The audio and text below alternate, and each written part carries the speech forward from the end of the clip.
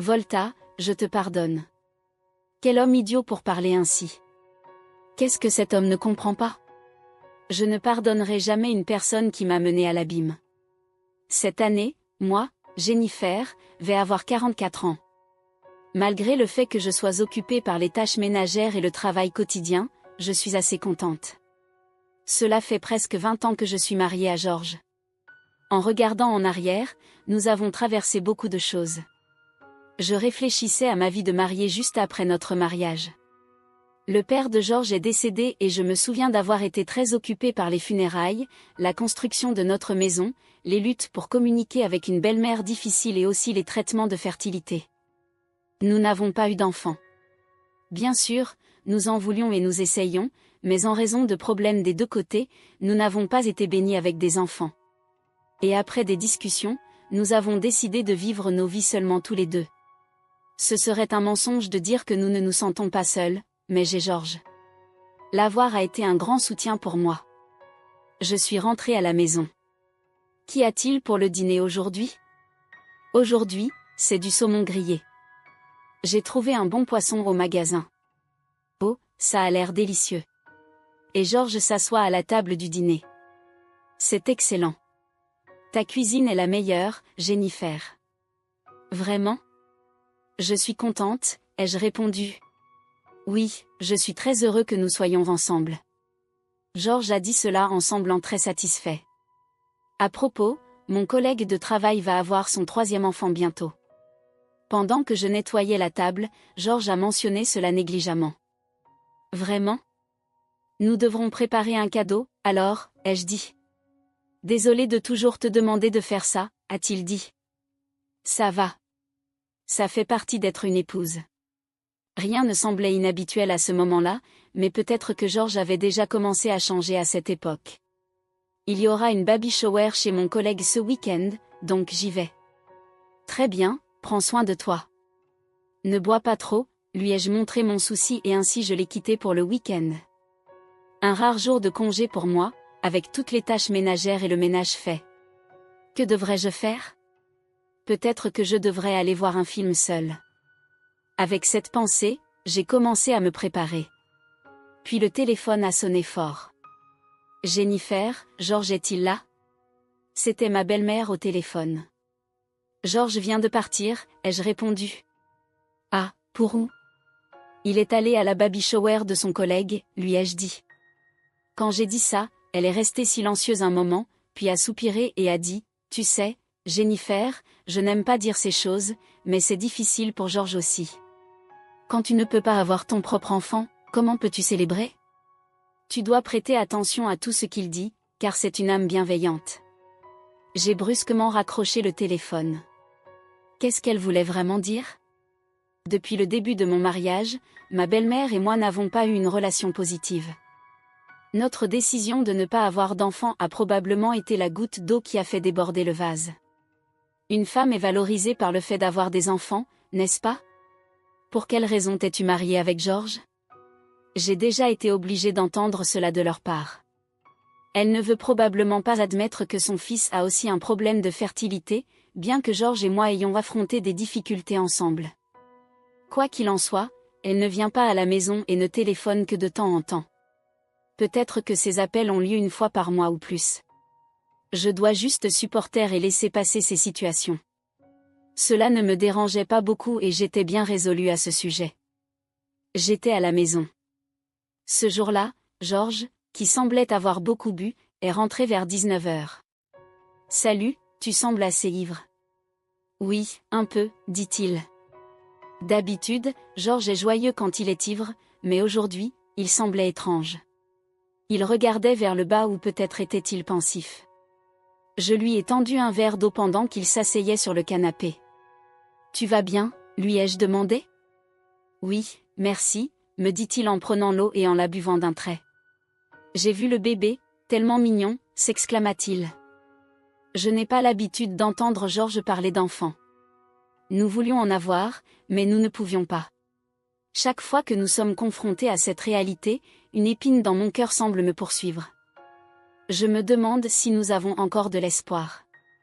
Ces mots ont été murmurés par Georges. Qu'est-ce que tu veux dire? Il s'était déjà allongé sur le canapé quand j'ai fini de dire ces mots. Que voulait-il dire? Est-il possible qu'il souhaite avoir des enfants? Beaucoup de pensées traversaient mon esprit. Après avoir observé le bébé de près, il a dû y penser un moment. J'ai essayé de me calmer en pensant de cette façon, mais à partir de ce jour-là, le comportement de Georges a commencé à changer.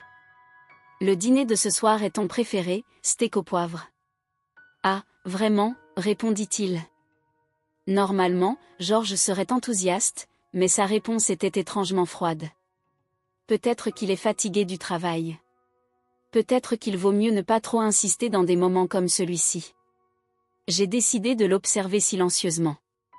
Cependant, après un moment, quand j'ai dit « Eh, je veux aller faire du shopping ce week-end, tu peux m'emmener ?»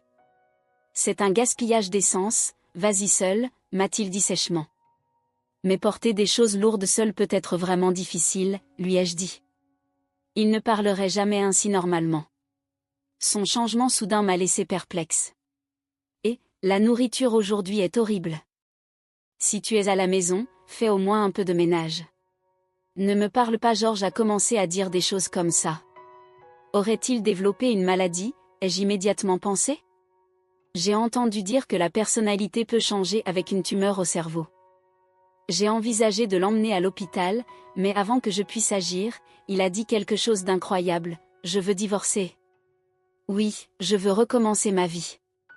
Mais pourquoi soudainement, ai-je questionné? Ce n'est pas soudain. J'y pense depuis longtemps. J'ai 42 ans cette année. Il me reste encore du temps. Tant pourquoi, ai-je demandé? Tu ne comprends pas. C'est ma dernière chance d'avoir mon propre enfant. Comme tu ne peux pas en avoir, il n'y a pas d'autre moyen. J'ai encore une chance. Puis il a appelé sa mère, qu'il avait dû appeler auparavant, pour s'asseoir à côté de lui. Elle a rejoint la conversation, tu comprends ta position?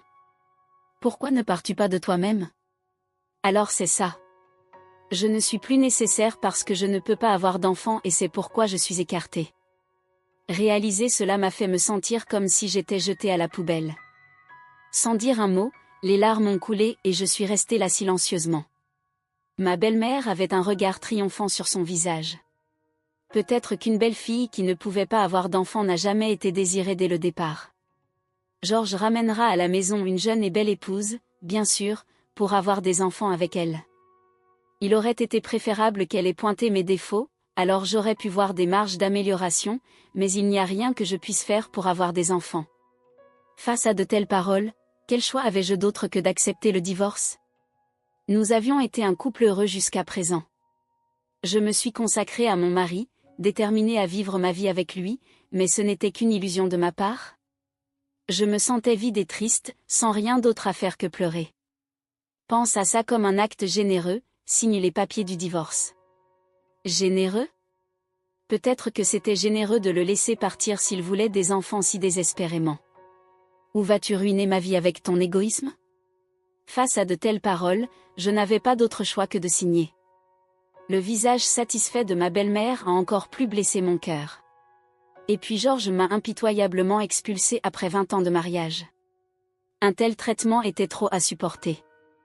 Mes parents étaient très inquiets de ma situation après le divorce, mais le sentiment d'être trahi et abandonné par celui que j'aimais ne disparaissait jamais. Je passais mes journées à pleurer. Je peux revenir à ma vie ancienne quand demain arrivera, pensais-je. Peut-être que c'était un rêve, demain il me dira que tout était une erreur. C'était la seule chose qui me venait à l'esprit. Cependant, mon amie Maggie est venue me rendre visite à cause de ma situation. Cela ne peut pas t'arriver, Jennifer. Maggie a dit, tout le temps tu as été une bonne épouse. Depuis le début de ton mariage jusqu'à maintenant. Maggie était l'une des rares amies avec qui je gardais le contact. Elle est une femme forte et gentille qui m'a toujours encouragée et complimentée. J'ai toujours reçu de la force d'elle. Dans ce monde, il y a autant d'hommes que d'étoiles, m'a-t-elle dit, et je ne te pardonnerai pas si tu ne trouves pas le bonheur. Encouragée par ces mots, j'ai commencé à retrouver mon moral progressivement. Avant de me marier, je travaillais dans la comptabilité. Malgré une interruption de presque 20 ans, j'ai réussi à trouver un emploi grâce à la recommandation de Maggie. Continuer mes études et obtenir des qualifications même après le mariage en valait la peine. Interagir avec d'autres personnes et travailler m'a distraite. Je profitais de ma vie tous les jours, tout cela grâce à Maggie. Mes parents semblaient soulagés de me voir de retour sur les rails. 5 ans avaient passé depuis lors. Sur le chemin du retour du travail, j'ai rencontré une personne. Ça fait longtemps. Qui êtes-vous? Ai-je demandé. Ne sois pas froide, c'est moi. Tu ne m'as pas oublié, non? C'était Georges. Que veut-il maintenant?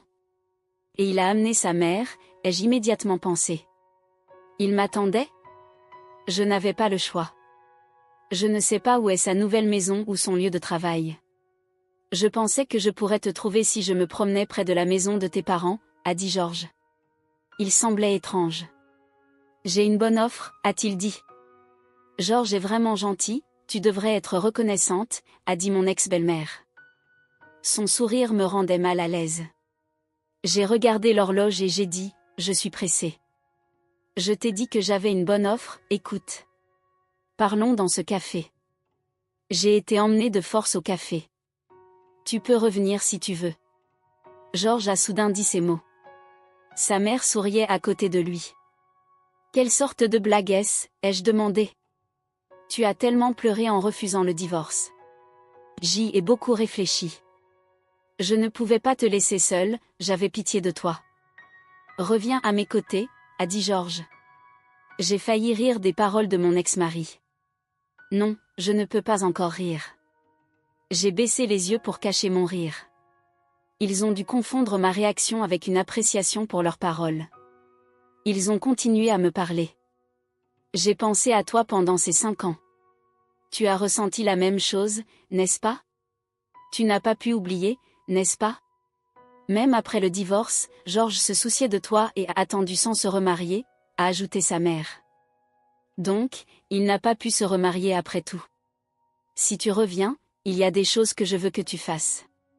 Tu seras plus à l'aise ainsi, a-t-il dit. Il semble que ce soit le sujet principal. J'ai demandé en montrant de l'intérêt. Que veux-tu que je fasse? C'est à propos de ma belle-mère, la grand-mère de Georges. Elle est devenue sénile récemment et c'est devenu difficile, a-t-elle expliqué. Je vois, c'était donc ça finalement. Reviens maintenant, je t'aime, a dit Georges désespéré. Je n'ai pas pu me retenir et j'ai commencé à rire de manière incontrôlable. Ils m'ont tous les deux regardé étonnés. Tu es si heureuse, alors Jennifer, viens chez nous à partir d'aujourd'hui. Tous les deux, gardez vos blagues pour vous, ai-je dit froidement en les regardant. Qui reviendrait pour être une esclave maintenant? Tu n'es pas resté célibataire par choix, tu n'as simplement pas pu te remarier, n'est-ce pas? Comment peux-tu penser que je t'aime encore après une séparation si terrible? Épargne-moi ça. J'ai posé l'argent de mon café sur la table et j'étais sur le point de quitter le café quand une fille est entrée. Je suis de retour. La fille a couru dans mes bras. Sophie, que se passe-t-il? Je t'ai vue de l'extérieur, maman. La fille a commencé à me parler avec un grand sourire. Georges et sa mère regardaient, stupéfaits. Maman, qu'est-ce qu'on aura pour le dîner aujourd'hui? Que devrions-nous faire? Des hamburgers? J'adore les hamburgers. Georges me regardait, moi et Sophie, avec la bouche tremblante. Maman? Que veux-tu dire? Tu t'es remariée? Il était perplexe. Oui, je me suis remariée, ai-je dit. Bien sûr qu'il ne le saurait pas, car je ne l'avais pas dit. Mes voisins avaient juré de garder ma situation actuelle secrète, donc ils n'avaient probablement obtenu aucune information.